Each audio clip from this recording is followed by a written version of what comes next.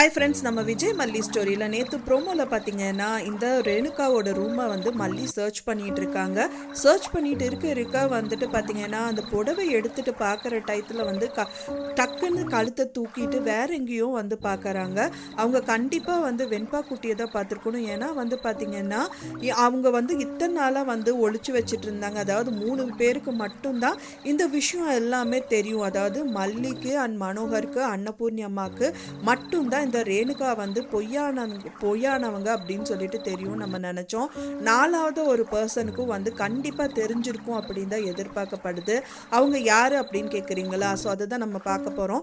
மெயினாக இந்த எபிசோடில் வந்துட்டு முதல்ல இருந்தே வந்து பார்த்திங்கன்னா மல்லி அண்ட் விஜய் அண்ட் அன்னபூர்ணி அம்மா வந்து வீட்டில் இருந்துட்டு இருக்கும்போது வந்து அவங்களே நோட் பண்ணாமல் நிறைய விஷயத்த வந்து நம்ம வெண்பா குட்டியும் வந்து நிறைய விஷயம் நோட் பண்ணியிருப்பாங்க. ஸோ இவங்க வந்து பார்த்திங்க அப்படின்னா மல்லிக்கே கையில் இப்போ வரைக்குமே கிடைக்காத ஒரு விஷயம் வந்து வெண்பா குட்டிக்கு கிடைச்சிருந்தது. பட் ஆனால் அது மல்லி கைக்கு போகிறதுக்கு முன்னாடியே அது வந்து பார்த்தீங்கன்னா இந்த வில்லியான இந்த சுடர் வந்து வாங்கிட்டு போயிட்டாங்க. நான் எதை பற்றி சொல்கிறேன்னு உங்களுக்கு தெரிஞ்சிருக்கோம், அந்த ஃபோன் தாங்க.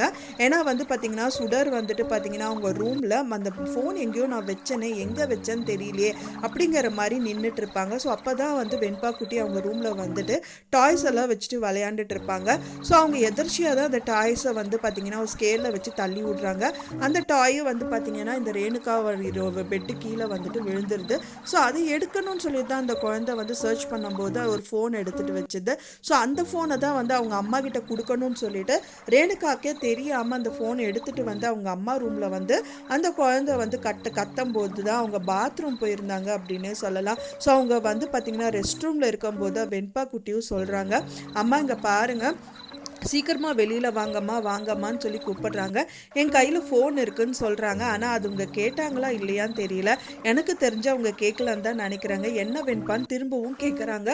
ஸோ அதுக்குள்ளேயே இந்த சுடர் அங்கேருந்து வந்துட்டு வெண்பா கிட்ட சும்மா நாஷுக்காக பேசிட்டு அந்த ஃபோனை அவங்க கிட்ட இருந்து பறிச்சுட்டு போயிடுறாங்க. அவங்களுக்கு தேவை பொம்மை தானே, ஸோ அதை வந்து கொடுத்துட்டு அந்த ஃபோனை அங்கேருந்து எடுத்துகிட்டு போயிடுறாங்க. ஸோ இந்த விஷயந்தான் வந்து பார்த்தீங்க அப்படின்னா வந்துட்டு வெண்பா குட்டி மல்லி அம்மா கிட்ட சொல்கிறதுக்கு நிறையவே பாசிபிலிட்டி இருக்குது. எப்படின்னு பார்த்தீங்கன்னா இப்போ வீட்டில் இருக்கிறது யார் இருக்காங்க? 3 பேர் தான் இருக்காங்க. ஒன்று வந்து மனோகர், அன்னபூர்ணி அம்மா, இப்போ மல்லி வந்திருக்காங்க. வெண்பா குட்டியும் ஸ்கூல்லேருந்து அன்னபூர்ணி அம்மா கண்டிப்பாக கூட்டிகிட்டு வந்திருப்பாங்க. ஸோ அவங்க டக்குன்னு வந்து ரூமை சர்ச் பண்ணிட்டு இருக்கும்போது தான் வெண்பா குட்டி வந்து என்ட்ரி கொடுப்பாங்க. ஸோ அதை பார்த்தவொடனே வந்துட்டு என்னம்மா நீ பார்த்துட்ருக்க அப்படின்னு சொல்லிட்டு கண்டிப்பாக அந்த குழந்தை கேட்கும். இன்னியாவது மல்லி வந்து உண்மையை சொல்லிட்டா நல்லாயிருக்கும். எனக்கு என்னமோ டவுட்டாக இருக்குது வெண்பா, அந்த ரேணுகாவாக இருந்தாங்க இல்லையா, அவங்கள வந்து உங்கள் அம்மாவாவே அவன் அம்மா தானா அப்படிங்கிறதே எனக்கு டவுட்டாக இருக்குது. அப்படிங்கும்போது இந்த டவுட் எனக்கு முதல்ல இருந்து இருக்குமா, நீ இப்போ தான் வந்து என்கிட்ட சொல்கிறீங்க, ஆனால் நான் என்னை குழந்தைன்னு சொல்லிட்டு யாருமே என்கிட்ட ஒன்றுமே கேட்காம விட்டுட்டீங்க. நான் கூட அன்னைக்கு வந்து அவங்க ரூமில் ஒரு ஃபோன் இருந்ததுமா, அதை நான் எடுத்துகிட்டு வந்து கொடுக்கணும்னு தான் நினச்சேன். ஸோ அந்த டைம் வந்து பார்த்தீங்க அப்படின்னா தான் நீங்கள் ரெஸ்ட் ரூமில் இருந்தீங்க. அதுக்குள்ளேயே அந்த சுடர் அவங்க வந்து பார்த்தீங்கன்னா பிடுங்கிட்டு போயிட்டாங்கம்மா அப்படின்னு சொல்லிட்டு சொல்லுவாங்க. என்ன சொல்கிற நீ அப்படின்னு சொல்லி அந்த குழந்தைகிட்ட கேட்பாங்க. ஆமாம்மா, அவங்க எப்போ வச்சுருக்கிற டம்மி ஃபோன் தானே அப்படிங்குவாங்க. இல்லைம்மா, இது வந்து டம்மி ஃபோன் மாதிரி தெரியல, நான் அந்த ஃபோனை பார்த்துருக்கேனே, ஆனால் இது வந்து வேறு ஃபோன் மாதிரி இருந்துச்சு, ஆனால் அது நான் கையில் வச்சுருந்தேன், நான் அது உங்ககிட்ட தான் கொண்டு வந்து கொடுக்கறதா ரூமுக்கும் எடுத்துகிட்டு வந்தேன், அதுக்குள்ளேயே இந்த சுடர் வந்து வாங்கிட்டு போயிட்டாங்க அப்படின்னு சொல்லிட்டு இந்த மாதிரி விஷயங்கள் ஏதாவது சொல்லலாம். சொல்கிறது மூலியமா ஸோ மல்லிக்கும் வந்துட்டு ஓ அப்படியா, அப்போ கண்டிப்பாக அந்த ஃபோன் இங்கே தான் இருந்தாகணும் அப்படின்னு சொல்லிட்டு சர்ச் பண்ணுவாங்க.